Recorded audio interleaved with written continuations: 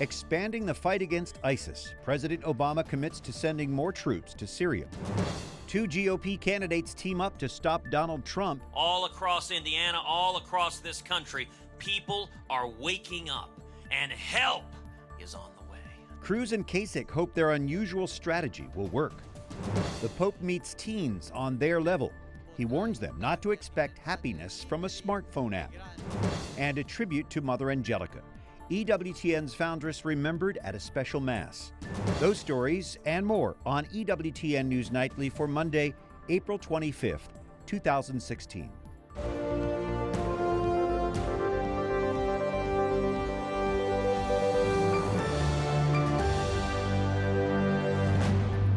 Good evening from Washington. Thank you for joining us. I'm Brian Patrick.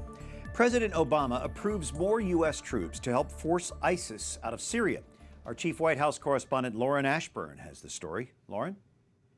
Brian, the new troops will be mostly special operations forces, bringing the number of personnel to roughly 300.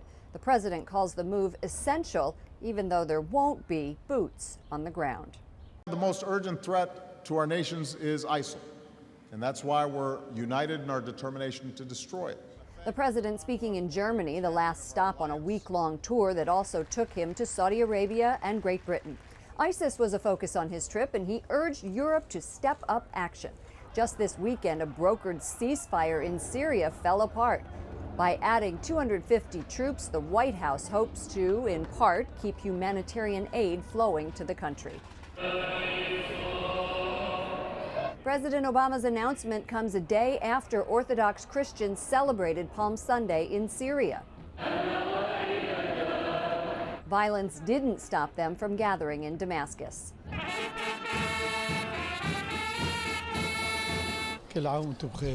This man saying Syrians are praying for peace and security, hoping their country will be beautiful and healthy once again. È sempre viva in me la preoccupazione. And from the Vatican, concern for Catholic and Orthodox bishops kidnapped in Syria, and a prayer from Pope Francis for conversion in the nation. The increase comes a week after Defense Secretary Ash Carter announced the deployment of an additional 217 troops to Iraq, bringing the total to just over 4,000. Let's shift gears now to politics, where Ted Cruz and John Kasich have teamed up to block Donald Trump from securing the Republican nomination. But Trump is having none of it. I want to ask each and every one of you to come out and vote for me 10 times. Ted Cruz betting big on Indiana, announcing that he is joining forces with John Kasich in an unprecedented last-ditch effort to stop Donald Trump. The divide and conquer agreement? Cruz's campaign will focus its time and resources in Indiana and, quote, clear the path for Kasich in Oregon and New Mexico. Kasich confirming in a statement, writing, keeping Trump from a plurality in Indiana is critical to keeping him from the nomination. Recent polling shows Cruz trailing Trump by single digits in the Hoosier state. The strategy shift coming despite the fact that Kasich and Cruz continue to attack each other on the campaign trail. A vote for Cruz or Trump, frankly, is a vote for Hillary Clinton. John Kasich has no path whatsoever to the nomination. Trump lashed out on Twitter and issued a lengthy statement. He wrote, quote, collusion is often illegal in many other industries, and yet these two Washington insiders have had to revert to collusion to stay alive. They are mathematically dead, and this act only shows, as puppets to donors and special interests, how truly weak they and their campaigns are.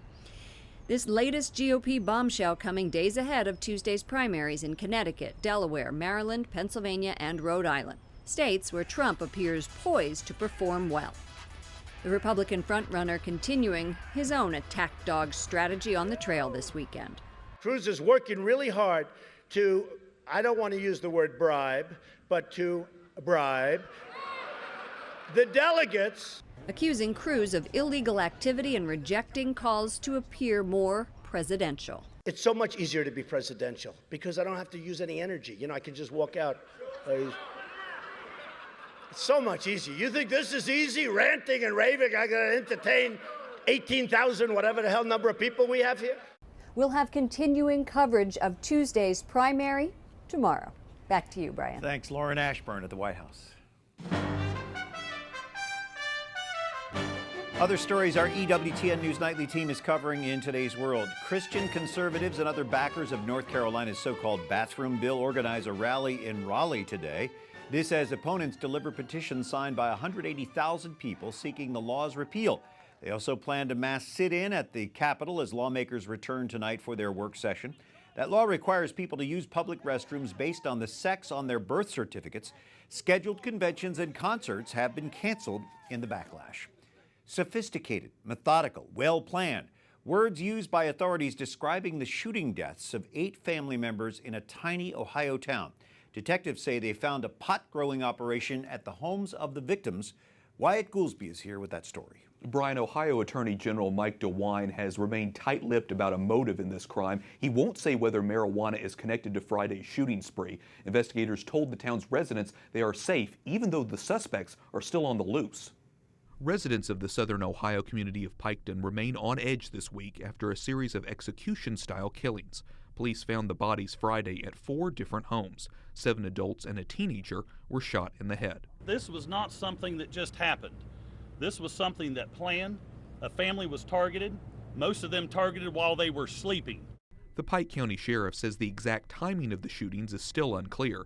Authorities got the first 911 call around 8 a.m. Friday. There's blood all over the house. The door was locked when we got here, but I know where the key was at. And I went in, and they're laying on the floor. All 8 victims were members of the Roden family. A newborn, a 6-month-old, and another small child were spared. Phil Fulton is the pastor at the Union Hill Church, where some of the victims attended. I'm thinking, what else will happen in our community? What's going on? What can we do? And in my mind, I'm thinking, how can I better minister to these folks? The biggest clue in the investigation may be the marijuana found at 3 out of the 4 locations. The drug is illegal in Ohio, but this state, like many others, is facing what some call a drug epidemic, including a serious heroin problem. New York and Pennsylvania have agreed to coordinate their efforts to cut off the flow of drugs across their border. Investigators are not sure whether it was one or multiple suspects involved in the Ohio attack. The sheriff tells people in the community to arm themselves if they're fearful. Brian. Very troubling. Thank you, Wyatt. Students returned to school today in Antigo, Wisconsin, after a weekend shooting at their school prom. Police say an officer prevented a massacre by killing the gunman after he shot and injured 2 students. 18-year-old Jacob Wagner was armed with a rifle and had a clip full of ammunition, according to police. Investigators say Wagner planned to shoot students at random. They're not discussing a motive for this attack. Police accuse an Australian teenager of plotting a terror attack. The 16-year-old reportedly planned to strike during the Veterans Day ceremony in Australia. A different attack linked to the National Anzac Day holiday was disrupted last year. In this case, the suspect was arrested at his home in Sydney. Police believe the teen was acting alone. A Brussels subway station reopens for the first time since last month's terror attack. 16 people died in the March 22nd bombing. Passengers say it's hard to return to the scene. It's rather difficult to come here again because we are still thinking about the people who died here. 16 others were killed in suicide bombings at the Brussels airport that same day. ISIS claims responsibility for the attacks. North Korea's military claims it successfully test-fired a ballistic missile from a submarine. The United Nations Security Council calls it another serious violation of Council resolutions. As tensions rise in the region, the U.S. military says it is committed to the national security of South Korea and Japan. There is a new proposal to shift defense spending from the chair of the House Armed Services Committee. Representative Mac Thornberry wants $18 billion from ongoing war operations to be spent for additional military equipment. For that plan to work, the next president would need to submit a supplemental budget to Congress next year. More airdrops aimed to help people trapped by fighting in Syria. Bags of food and supplies were dropped into a city in the east, which is besieged by ISIS. The Syrian army says the Red Crescent Aid Society is distributing the food to 200,000 civilians. How will 250 additional U.S. troops to Syria, just approved by President Obama, impact the war on terror? Dr. Sebastian Gorka, counterterrorism expert and author of Defeating Jihad, The Winnable War, joining us. Can 250 additional troops make any kind of a difference? It depends upon the mission they've been given. In this case, no. I have the honor of working with our guys from Bragg. They're the best in the world. But if you look at the enemy arrayed against them, ISIS has at least 80,000 fighters. They control territory today in Iraq, Syria, and Libya, with more than 6 million people living on the new Islamic State. So their recruiting pool is huge, and the numbers are inordinately large. So no, this is just a drop in the bucket. Give us a glimpse of the situation in Syria. It's horrific. If you just look at the photographs of the major cities where most of the fighting has occurred, it looks like Dresden in World War II. The situation of the Christians is... The whole situation in the last few years shouldn't be called the Arab Spring. It should be called the Christian Winter. They have suffered incredibly in Syria, in Iraq. More than 1 million Christians in Iraq have been killed or been forced into exile. In Syria, it's even worse. Is there any hope for Christians who want to get their country back? Having spoken to the heads of the Christian churches from Syria, and my wife brought them here under her organization's banner, they say the only future is if Assad stays. Assad may be a nasty guy, not as bad as his father, but at least he protected the Christian minority. So we have to wake up to the fact that we have to make some deals with the Assad regime and not get rid of him, because the next one could be worse. How do you think the U.S. should go about it? What can win this war? What can win this war on the long term? Supporting our local moderate Sunni allies. So the Jordanians, the Egyptians, they have to be the face of this war against the extremists like ISIS or Al-Qaeda. And on the long term, like in the Cold War, we have to defeat the ideology. We have to delegitimize the ideology of jihad. But right now, it's impossible, because you're not even allowed to use the word jihad in the administration here in Washington. Defeating Jihad, the Winnable War, the book from Dr. Sebastian Gorka. Thank you for joining us and for your insight. My pleasure. And people in Nepal struggled to rebuild their lives exactly a year after a powerful earthquake shattered the region. Nearly 9,000 people died. More than 500,000 homes were destroyed in the quake. Nepal's Prime Minister announced a plan today to rebuild important heritage sites. Catholic Relief Services is active in the rebuilding process. We spoke with a CRS representative who just returned from Nepal. And it was very different to see 1 year after the earthquake when I first was visiting these exact same communities, kids were not playing, they weren't active. And so to see the difference of children playing, people out selling goods, even parents laughing and playing with their kids, it was markedly different than when I was in Nepal immediately after the earthquakes. Jennifer Hardy says CRS is training people in construction techniques to build more stable homes for the long term. Coming up, more of the conversation with Representative Mia Love and her passion for protecting life. And we revisit Mother Angelica's memorial mass at the National Shrine.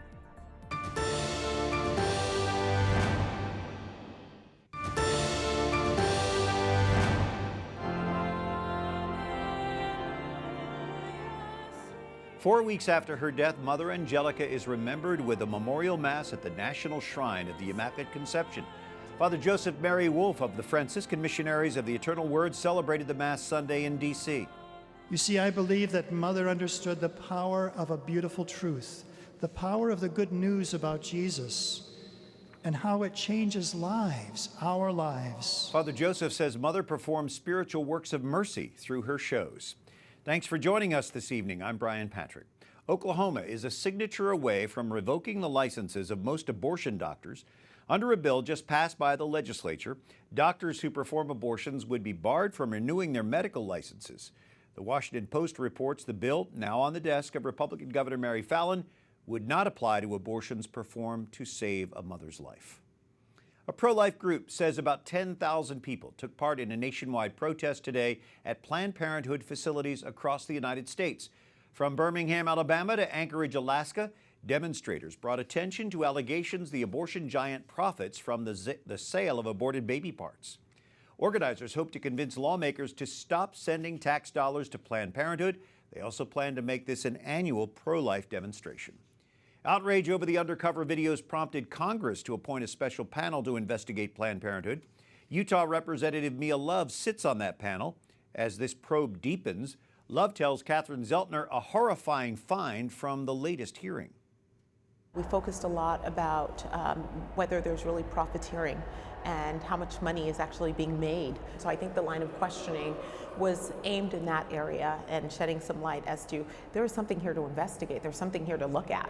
You actually raised concerns between the difference for the organ donation process and the fetal tissue donation process. You know, organ donation is something that is a gift, and it's absolutely beautiful. It's literally giving the gift of life. And there is a stark difference between what's happening with organ donation and what's happening with fetal tissue donation. You're literally, one is giving life, the other one is literally taking away life. So what we talked about was, in a room, if there is a loved one that is having to make the decision to donate a spouse's organs, that person is protected. They have an advocate. On the other hand, it's completely different.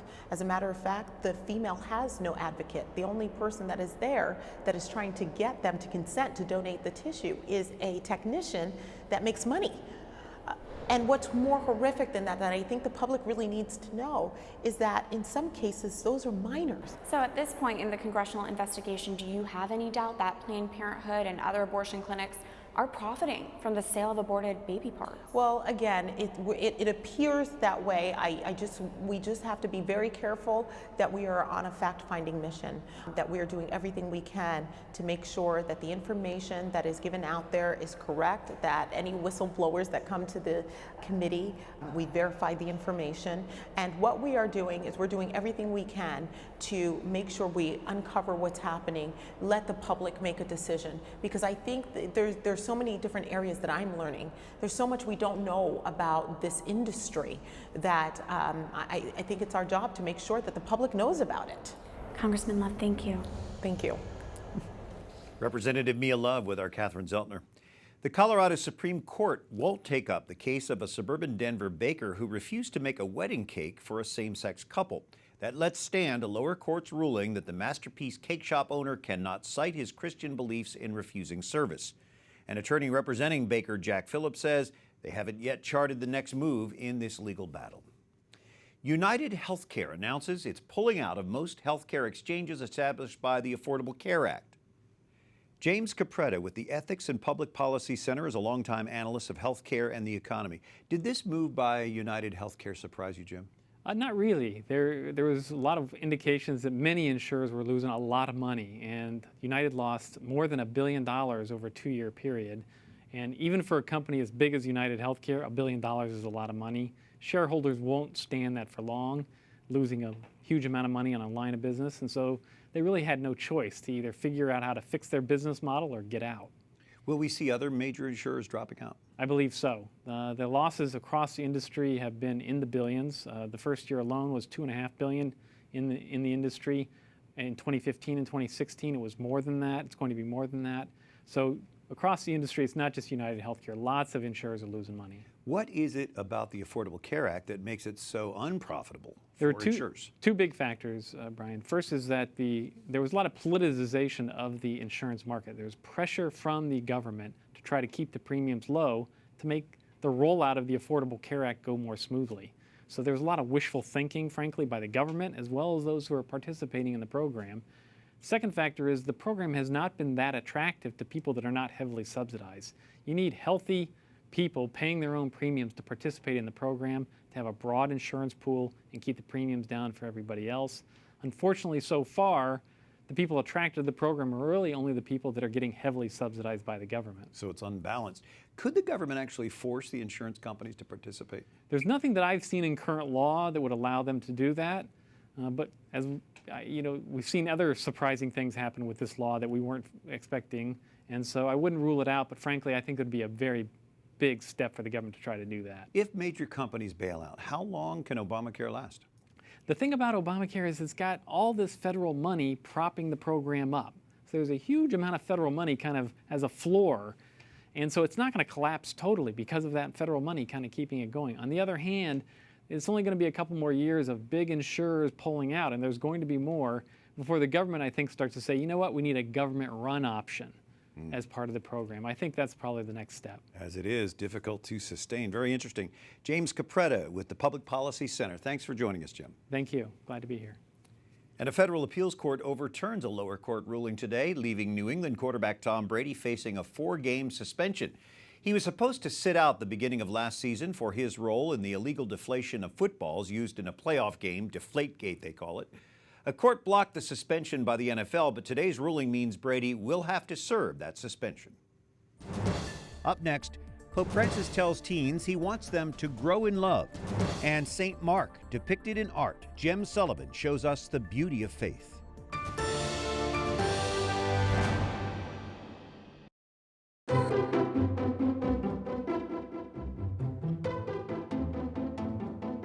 On this 25th of April, the Feast of St. Mark, we have Dr. Jem Sullivan for the beauty of faith.